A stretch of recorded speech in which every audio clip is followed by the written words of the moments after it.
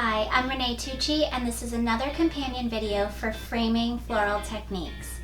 In this video, I'm going to show you how to weave some color and structure into your vase arrangements.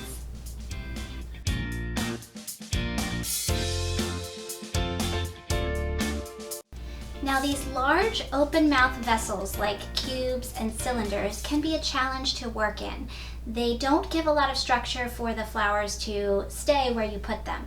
So many people create grids with tape or layer a chicken wire pillow on the top.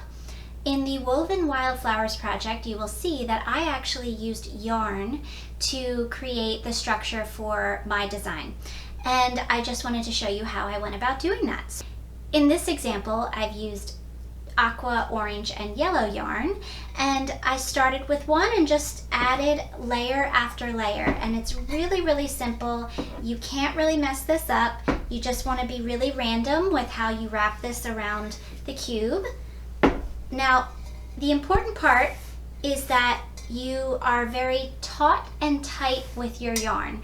You don't want to have a lot of flex in there, because as you add the stems, it will pull the yarn. So you want to make sure that you're as tight as can be in the beginning.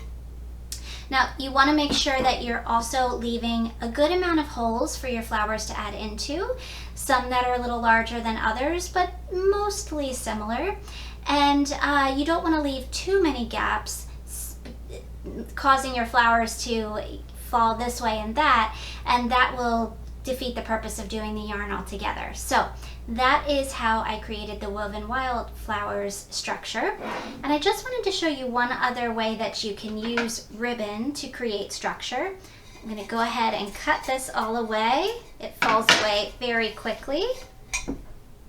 All right, we'll set that aside. And you can actually do a similar technique with ribbon. So here I have some burlap ribbon, and I'm going to wrap this cube like a present. So I'm going to come from the bottom, create a knot in the top,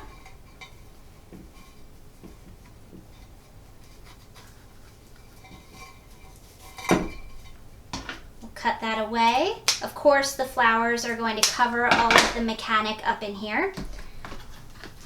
My second layer will go the opposite direction.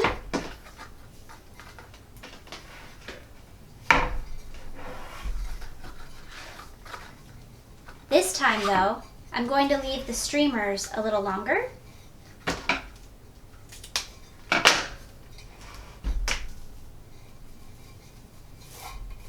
A second knot.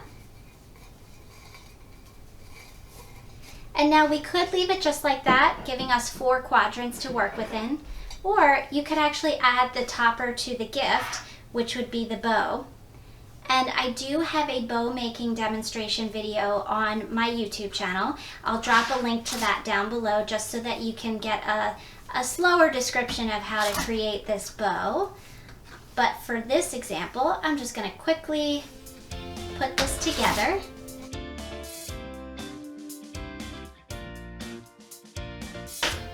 And now that I have my bow together, I'm going to lay it on that second knot and use the 2 extra streamers I left myself to attach. 1 knot above the bow and the second knot beneath. So if I pick up those loops, I can tuck the streamers underneath to do that second knot. I'll cut away the excess ribbon. And now my flowers can be added into the corners with the ribbon in the center, like a gift that flowers always are. I hope you've learned a tip or technique and that you can go out and create.